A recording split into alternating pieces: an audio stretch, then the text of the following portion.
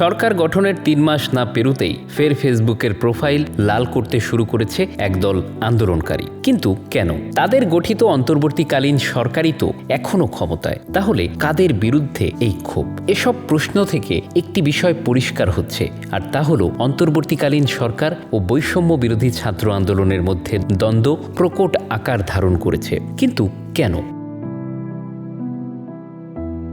সংশ্লিষ্টরা বলছেন, সরকারের উপদেষ্টা পরিষদে সদস্য অন্তর্ভুক্তি নিয়ে তাদের বিরোধ প্রকাশ্য হতে শুরু করেছে। শুধুই কি উপদেষ্টা পরিষদ গঠন, নাকি ক্ষমতাকেন্দ্রিক দ্বন্দ্ব আছে, সেই প্রশ্নও সামনে আসছে।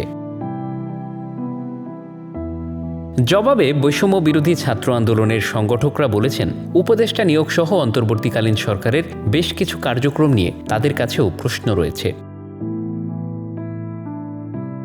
গত ৮ আগস্ট অন্তর্বর্তীকালীন সরকার দায়িত্ব গ্রহণ করেন। এরপর গত মাস পর্যন্ত বৈষম্য বিরোধী ছাত্র আন্দোলন বেশ কিছু দাবি নিয়ে রাজপথে বেশ সক্রিয় ছিল। সর্বশেষ গত অক্টোবরের রাষ্ট্রপতির পদত্যাগ, ৭২-এর সংবিধান বাতিল, বিগত ৩টি সংসদ নির্বাচন অবৈধ ঘোষণার দাবি নিয়ে সরকার ও রাজনৈতিক দলগুলোর সাথে আলোচনা করে বৈষম্য বিরোধী ছাত্ররা। এরপর রাষ্ট্রপতি ও সংবিধান বাতিল ইস্যুটিতে বিএনপি বেশ কড়া আপত্তি জানায়। এরপর বৈষম্য বিরোধী ছাত্রদের এসব ইস্যু আর আলোর মুখ দেখেনি। এছাড়া ৩ মাস পেরুলেও বৈষম্য বিরোধী আন্দোলনে আহত শিক্ষার্থীদের উন্নত চিকিৎসার দাবি নিশ্চিত করেনি সরকার। দ্রব্যমূল্য, আইন শৃঙ্খলা পরিস্থিতি, অব্যাহত চাঁদাবাজি ও দুর্নীতি বিরোধী অভিযান পরিচালিত না হওয়ায় তাদেরকে নানা ধরনের প্রশ্নের মুখোমুখি হতে হচ্ছে।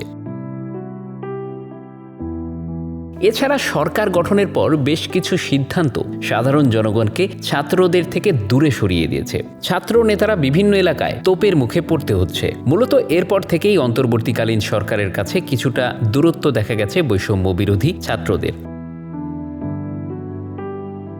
বৈষম্য বিরোধী ছাত্ররা মনে করে তাদের আন্দোলনের ফসল বর্তমান সরকার, কিন্তু তাদের অনেক দাবি এখনো পূরণ হচ্ছে না, যে কারণে একটু একটু করে সংকট বাড়ছে।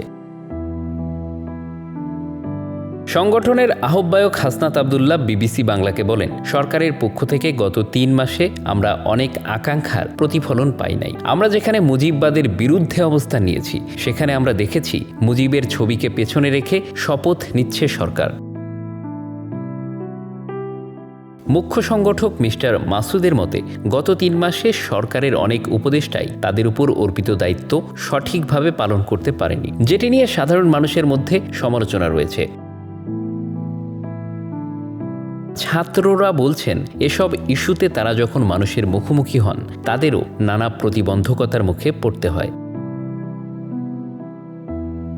বারবার বলার পরেও যখন সরকারের সাথে দূরত্ব কমানো গেল না, তখনই আবার গত 10 নভেম্বর রাত থেকে বৈষম্য বিরোধী আন্দোলনের নেতাকর্মী ও অনেক অনলাইন অ্যাক্টিভিস্ট তাদের ফেসবুকের প্রোফাইল লাল করতে শুরু করেন। এর আগে ছাত্র জনতার আন্দোলনের উত্তাল সময়ে গত 30শে জুলাই সামাজিক যোগাযোগ মাধ্যমে অনেকেই লাল প্রোফাইল ছবি আপলোড করে আওয়ামী লীগের সরকারের বিরুদ্ধে প্রতিবাদ জানিয়েছিল। Bangla affairs news desk.